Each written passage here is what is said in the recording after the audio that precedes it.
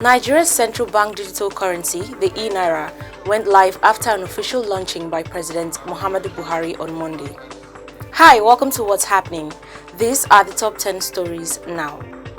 At number 10, popular Islamic cleric Sheikh Gumi has warned that declaring bandits as terrorists will mark the end of Nigeria as a sovereign and united entity.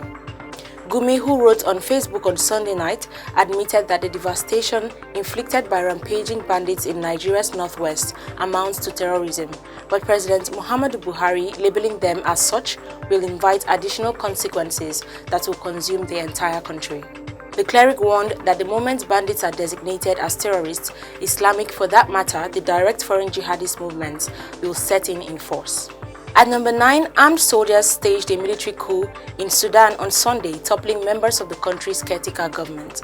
According to a statement released by Sudan's Ministry of Information on Monday, the Sudanese Prime Minister Abdallah Hamdok, members of the Transitional Sovereignty Council civilian component, and several ministers were arrested by joint military forces. Hamdok was taken into custody by soldiers on Monday morning after an unknown team of soldiers stormed his residence. Also, 5 ministers, including 4 military members and 1 civilian of the Transitional Sovereignty Council, were held by the military forces. Internet outages were also reported across the capital, Khartoum, on Monday.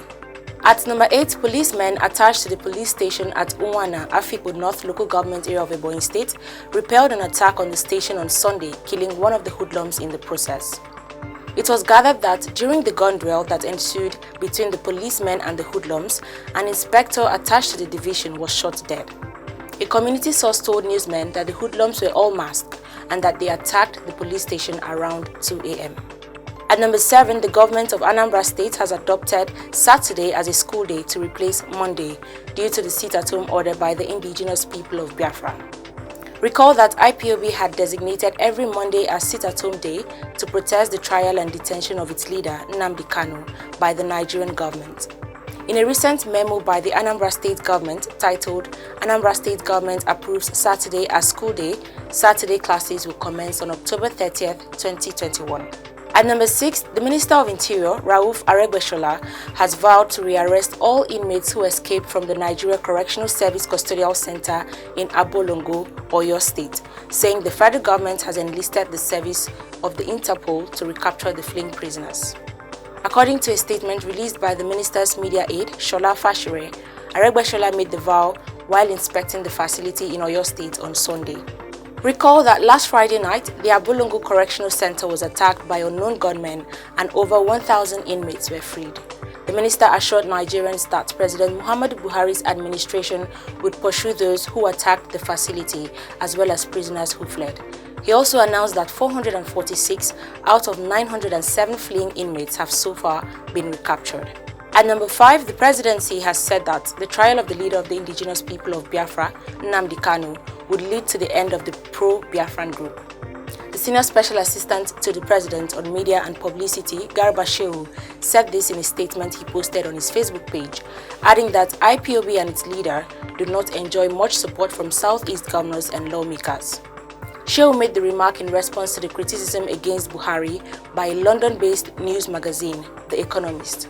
The presidential spokesman also disclosed that the federal government was making further efforts to get IPOB rightfully designated as a terrorist organization. At number 4, Lagos State University has promised to refund 50% of school fees to students with a cumulative grade point average of 4.50 in every session. LASU's Vice-Chancellor Ibiyemi Olatunji Bello released this new policy during the matriculation ceremony of the 2020/2021 students on Monday. According to her, the policy will help promote healthy competition among the students who consistently maintain an average of the CGPA. At number 3, members of the Nigeria Union of Journalists in their number converged at the Ministry of Women Affairs on Monday, October 25th, and from there marched to the Nigeria Police Force headquarters, Abuja, demanding from the police an expedite action for the safe return of journalist Todwe Salem, who went missing on October 13th. Todwe, who covers the House of Representatives for Vanguard newspaper, was declared missing on October 13th, and since then, nothing has been heard about his whereabouts. Emmanuel Ogbecha, the chairman of the Nigeria Union of Journalists (FCT) Council, presented the petition at the force's headquarters. Ogbeche also complained bitterly about how the country has become dangerous for journalists to operate in, adding that adequate protection should be offered to all. Reacting to the petition, the police force public relations officer Frank Mba, speaking to journalists on behalf of the Inspector General of Police, Usman Alkali Baba, described the case as tactical silence, adding that investigations were ongoing to find the missing journalist. At number 2, the Apo Division of the Abuja High Court has acquitted a former Director General of the Securities and Exchange Commission, Munir Gwazo, of conferring unfair and corrupt advantage on him. Delivering judgment on the no-case submission application, Justice Olukayode Adeniyi held that the law placed a duty on the prosecution to prove the essential elements of the offense to make out a prima facie case. Adeniyi held that out of the 14-count charge, only 6 counts referred to Mr. Gwazo. The court ruled that the prosecution failed to prove the former SEC boss had a private interest in any contract, agreement, or investment that emanated from SEC between 2016 and 2017. Finally, at number 1, Nigeria's central bank digital currency, the E-Naira, went live after an official launching by President Muhammadu Buhari on Monday. The launch took place at the Presidential Villa in Abuja. With the launch, Nigeria is now one of the few countries in the world to develop an official digital currency. The E-Naira was developed by fintech company Bit, which is also behind the creation of CBDC in some East Caribbean countries.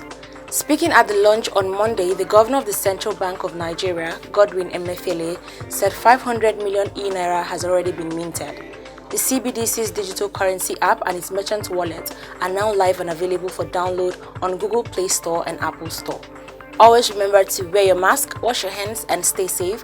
That's all for today. See you next time on What's Happening.